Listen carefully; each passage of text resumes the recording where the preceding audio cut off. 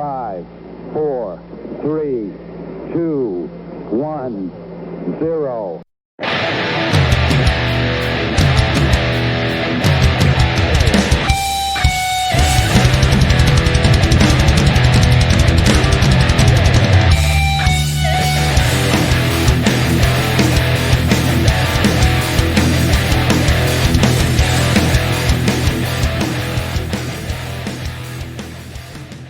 And with that, welcome to your Media Mosh Podcast. I am your host, Shane Beauregard, coming at you with all your news, reviews, and previews I want to watch on your streaming services and your television. Hope everyone's doing all right out there. Hope everyone's staying cool. I'll tell you what, this heat finally fucking broke me. It broke me in a bad way. Man, it's been straight in the upper 90s for, I don't know, seems like 2 weeks now. I went for a damn mountain bike ride Saturday. Emphasis on mountain, which I haven't done in a long time. Between that and yard work on Sunday, I just feel like a bag of shit today. So, we are someday in July heading towards August. August is right around the corner. Next week, I just want to let you know I am doing a live podcast all about the man, the myth, the legend, Arnold Schwarzenegger. That's right. The best action star that will ever be. There will never be another Arnold. Never. And I'll get into that a little bit more next week. But let's get, where do I want to start today? I don't know. It's been kind of crazy. Again, I hope everyone out there is doing well. I don't know how many of you have younger kids, but my daughter's 9. She's going to be 10 here pretty soon. And I don't keep up with the music, but she's into watching music videos now on the YouTubes, which, you know, they still exist. They still exist. And I kept thinking, man, if just MTV was around now, my daughter would be knee deep in some MTV. But she's working on this dance called Savage, which I'm sure every parent knows about. I was clueless. Meg the Stallion. Yes, Meg the Stallion. That's what she's into right now. And if you don't know who she is, just think like Little Kim, Nicki Minaj. So totally not appropriate for a 9-year-old. But if I have to hear that one song she has with Beyonce right now, I just want to shoot myself in the gosh damn face. Unbelievable. But yeah, so anyway, enough about that. Let's get into some news, which Comic-Con I guess just happened, so a lot of stuff was released. I'm not going to get into like everything that came out because I'm sure you're already abreast of that situation. But they dropped another trailer for New Mutants, and I don't care if this thing's a gosh damn dumpster fire right now.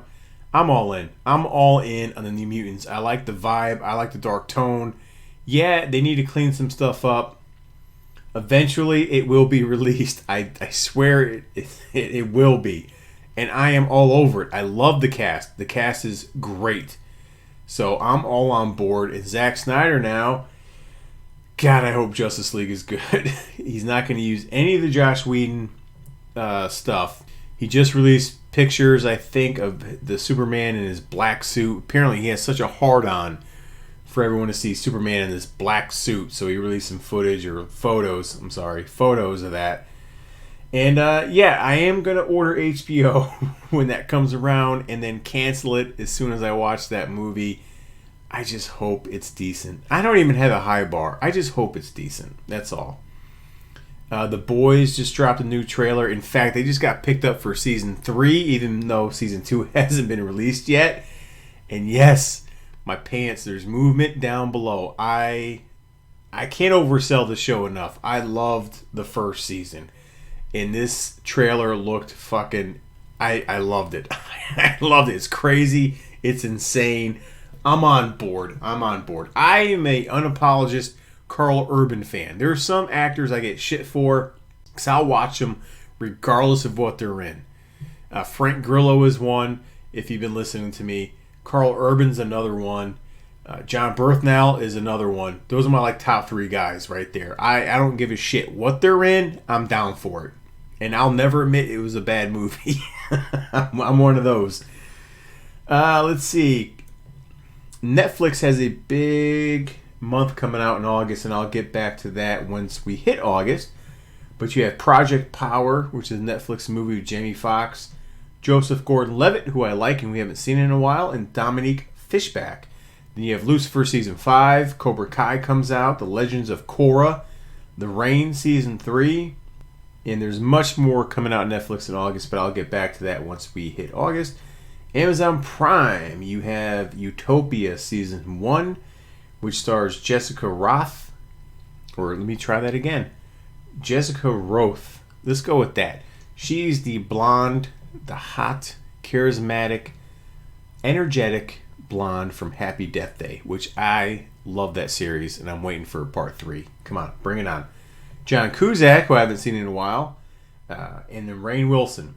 And then you have Simon Pegg and Nick Frost teaming up again for Truth Seeker, all coming out on Amazon Prime. A new trailer for His Dark Materials Season 2 came out. I'm having a brain fart right now. I want to say it's an HBO show, but don't quote me.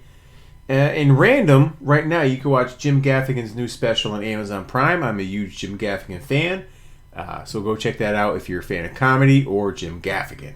Now, let's get into some cock. Peacock, that is, folks. Get your minds out of the damn gutter, will ya? The Peacock network launched last week, and I signed up for the free membership. There is a free component. You don't have to do the premium stuff. But I don't know, or I should say, it's weird how they have things situated over on that network. Meaning, I went through, because it's technically NBC/Universal, so they have all the Universal titles as well. They do have a premium on that site, and they lump them in with the free stuff, but there's a little icon at the top right corner that lets you know that that show or movie is premium, so you have to upgrade for it. So, some of the notable shows they have for free. This is what I understand. I'm going to go through some shows here. You have Psych, and I'll get into more of that later. Law & Order, SVU, 30 Rock, Downton Abbey, Friday Night Lights, Parks and Rec, Cheers, Frasier, AP Bio with Glenn Howerton from It's Always Sunny and Patton Oswalt. That's all free. And there's many more to that. And then you have premium services, and here's what I don't get. So you're telling me Cheers is free, but I got to pay to watch the George Lopez show? Really? George Lopez. Okay. The Law & Order Criminal Intent and the original Law & Order are premium. King of Queens and Everybody Loves Raymond, 2.5 Men, and How I Met Your Mother are all premium shows. I don't get it. Like Parks and Rec, 30 Rock. King of Queens was a good show. I never got into Everybody Loves Raymond. 2.5 Men I liked up until they got rid of Charlie Sheen, and I never watched How I Met Your Mother. I'm one of the few probably who have never seen that show. I have zero interest in watching that show. Zero. But yeah, so the way they devise what's free and what's premium, I don't get it. Because to me, you should make Cheers a premium. That's one of the best sitcoms of all time. That's arguably in the top 5 sitcoms of all time. Especially if you're of my age. If you're younger, then you probably never heard of Cheers. So anyway, go check it out. It is worth a deep dive. They do have some premium shows. They have a lot of the Showtime shows on there, like Ray Donovan. There's a lot of good free movies. The Bourne series is on there. So it is worth a dive. The only problem is, too, I'll let you know this, is that they don't have a contract worked out with Roku or Amazon Fire Stick. So they don't have the app you can download if you have a smart TV. I have to watch it on my laptop. So I just went to whatever the website was, signed up, and I just kind of watched through my laptop. So until they resolve that, I'm sure soon enough it'll be on one of those sticks that you can just stream to your big TV. Let's see what's trending right now on the Netflix top 10 shows and movies coming to you July the 27th. Number 10, IP Man. Number 4, number 9, the Zac Efron Down to Earth. Number 8, the Charlize Theron Old Guard. Number 7, The Kissing Booth. Number 6, Animal Crackers, which is a kids movie. Number 5, Shameless. They just dropped the newest season on Netflix right now. Number 4, the Netflix original show Cursed. Number 3, The Last Dance. Number 2, the documentary Fair City, New York versus the Mob. And number 1, The Kissing Booth Part 2. Now, I will say I did get into a couple episodes of Cursed. I liked it. but I have not watched a episode since I watched the first 3. So I'm kind of slow paying that one, or I should say I'm slow watching that one. This week has been a little bananas as far as my viewing goes. I've been sucked into the kingdom, so I'm on season 2, episode 15, and it's because of Frank Grillo. And honestly, it's MMA and TNA, so perfect combination. So if you're a fan of TNA or MMA, it's a show for you. I love it. I love it. So that's what I've been watching with my spare time. So let's get into the 2 movies I finally watched this week. Actually, before that, real quick, before I hit on the movies, Bill and Ted's new movie is going to be straight to video and selected theaters if theaters are opened at that time. Now, right now, I got a notice saying Regal Theaters are planning to open back up August. Yes, it is. I'm sorry. August 21st. Regal Theaters are planning on opening up August 21st, and I hope that happens. I hope that happens because my wife, the VP, the lovely and talented VP, purchased for me at Christmas an unlimited movie pass, and I am just waiting to knock the dust off of that thing and get rolling. I am going to be one of the people with a mask on. I don't care if I have to wear a full chemical suit. I will go into the theater, a hazmat suit. I will go into that theater day 1. Guaranteed. So, I'll give you more details on that. As most studios just keep pushing back the release dates, so I can't even keep up with all the release dates getting pushed back. Like it was announced Sonic 2 already got green-lighted. It's coming. They already put a release date. It's early 2021, which is kind of ballsy to put a release date on that, but who knows? Hopefully in 2021 everything will be back to normal or semi-normal for that. But like Tenet, whatever, got pushed back. Like everything's getting pushed back, so it's hard to keep track of. Now, where was my train of thought here? Oh, okay. First movie I watched came from the Peacock network. That is Psych 2, Lassie You Home, which is sitting at 82% critic with a 94% audience score. And it stars James Roday, who is now going by James Rodriguez. I don't know why. I should have dove in to see why he changed his last name. Julie Hill, Maggie Lawrence, Corbin Burnson back in it. And then you have Joel McHale. Gosh damn it, Joel McHale. Didn't ruin it for me, thank God, because he's only in like 2 or 3 scenes. But what is it? Like, I try to watch Stargirl. He's in there for an episode. Then he pops into this show. Almost ruined it for me. Can't stand that damn guy. Can't stand him. I'm sorry. He just looks like a pompous, arrogant asshole. I said it. I can't stand him. So, but he didn't. So if you're a fan of the show, this is right in line for you. It did not disappoint me whatsoever. I wish they would do a movie a year. I don't care. I could watch these guys when they're in their 50s, to be honest with you. I love the chemistry. What I liked about this movie, you can tell the cast loves being around each other. They have great chemistry. Everyone plays well off each other. They're just having a good time, and it reflects it in the movie. And the movie's pretty basic. You have Lassiter, who gets shot and has a stroke while in recovery, and he's in this highfalutin hospital, and he calls Sean and Gus in to find out who the shooter was.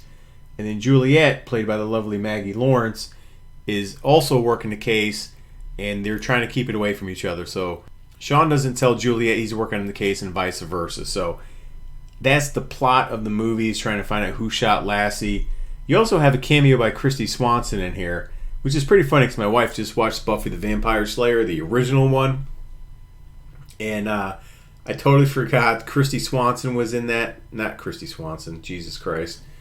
Hilary Swank. There you go. Hilary Swank was in it. You had David Arquette. Ben Affleck was actually in that movie. I totally forgot. That is a great movie.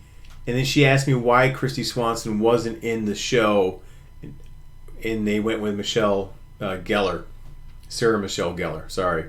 I tried to look it up. And the fact is, I don't think they even offered her the show. My wife says they did. I don't think they did. So if someone could find that out, that'd be great. But anyway, the show is great. The movie's great. It's a good time. So where did that? Oh, so she's in this movie as well. She shows up at the end, and that's all I'll say. I'll move on from there. But the chemistry between Sean and Gus doesn't miss a beat. I love their humor. The jokes are like at 1,000 jokes per minute. They don't all hit, but most of them hit. They are very self-aware at this point with their fan base and how they're making their movies. So they kind of make that breaking the wall joke, which is, I love it. So really good performances here. It's just under an hour and a half. I think you can watch this show, or I'm sorry, I think you can watch this movie and still understand it if you've never seen the show. But you should have watched the show. It's all on the Peacock station. Go watch it now. But I just love all the references. I love their humor, their chemistry, and it has heart. This movie had a lot of heart to it. It does get serious in moments. It's so I highly recommend it. I agree with the audience. If you love the show, it's like watching an extended episode of the show. So I go 4.5 out of 5 for me for Psych 2, Lassie Come Home. I would have given it a 5 if Joel McHale was in the movie. So fuck you, Joel McHale, for bringing down my damn 5-star review. And now moving on to the last movie, the Hulu original Palm Springs with Andy Samberg, Kristen Milotti, I think I got that right. Let's try that again. J.K. Simmons, Peter Gallagher, the CW's Superman, and Riverdale's Veronica is all in this movie. And right now it's sitting at 94% Rotten Tomato critic score with an 89% audience score. And what I found out, this is a first-time director and screenwriter. Director Max Barbacow, and screenwriter is Andy Sierra.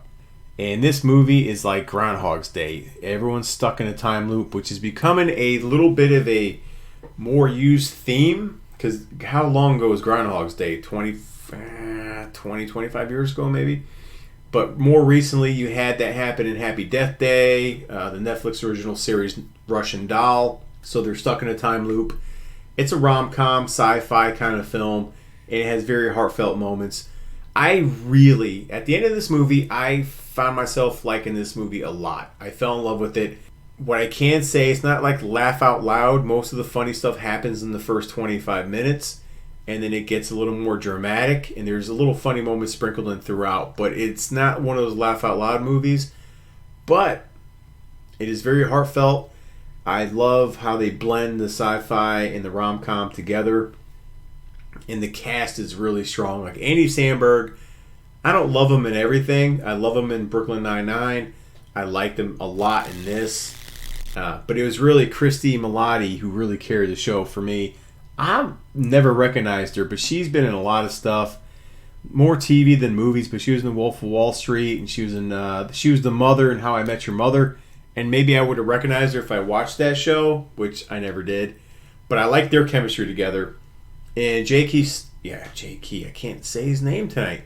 J.K. Simmons steals every scene he's in. And when doesn't he do that? He's great. He's fantastic.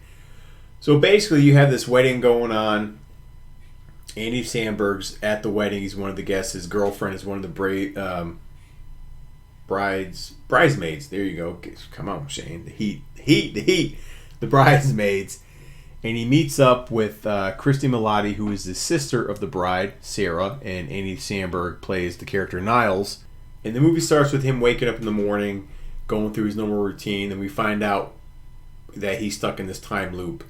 And he's just kind of resigned to the fact that he's stuck there, and he just doesn't give a shit anymore. He's like fun, he's relaxed, and he ends up hooking up with Sarah, and at the end of the night, he's making his move on her.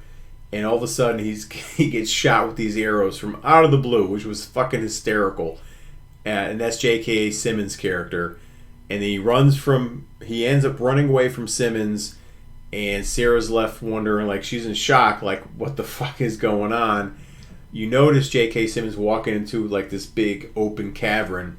And Andy Samberg's crawling towards the same cavern. And Sarah ends up following him and gets herself stuck in the same time loop. So when she realizes that she's in the same day, she does not believe it at all. So she ends up like killing herself a couple times till she comes to the fact that she is stuck in this day. And then there's a moment in the film, or I should say the middle of the film, It shows them two really connecting with each other.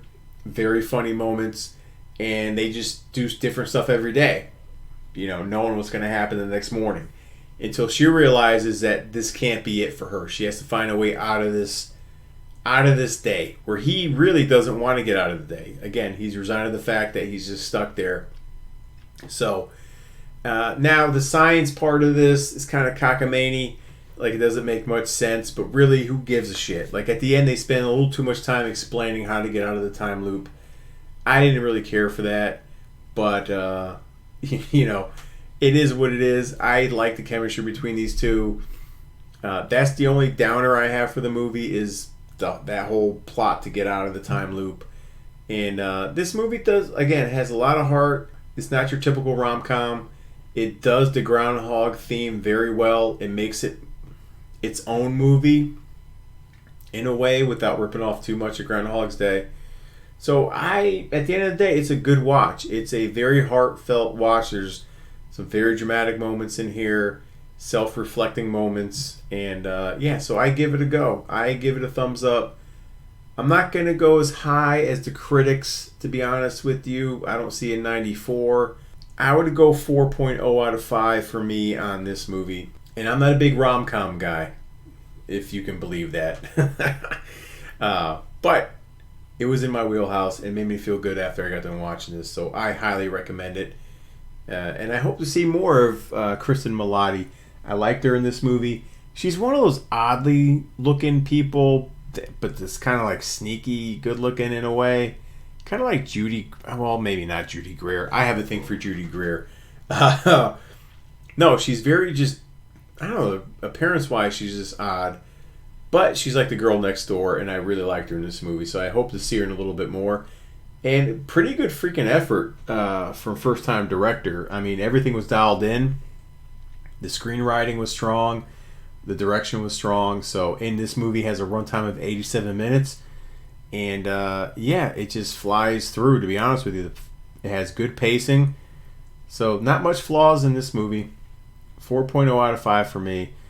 And that's it, folks. That's all I have for you. So remember, next week I will be posting this on my Facebook. I am going live, so please hop on, interact, hit me with some questions while I'm talking about the man, the myth, the legend, Arnold Schwarzenegger. The guy who shaped part of my life. Not just movie-wise, but physically as well. So, until then, go check me on the Facebook's Media Mosh. Go check me on the Twitterverse at Shane Media Mosh. And more importantly, go to the Apple Podcast Store, download me, and share me with your friends, folks. They won't be disappointed. They'll probably be thanking you every day for letting me into their lives. So just keep that in mind. Don't be selfish. Just don't be selfish. And then circle back around and check out Mr. Argue Myself on the Instagrams, the Twitters, and the Facebook page. 3 different platforms for 3 different types of content. And I'd like to give a special shout out today to my guy Andrew Morgan at the Nomcast. Go check out his podcast. Me and Mr. Argue Myself were just on there not too long ago. Great podcast. And go check out Pinto Comics. They encompass everything pop culture-ish. So go check those 2 podcasts out. You'll thank me later. So until then, folks, I will see you live Saturday night. Till then, get caught up. Get caught up in the mosh.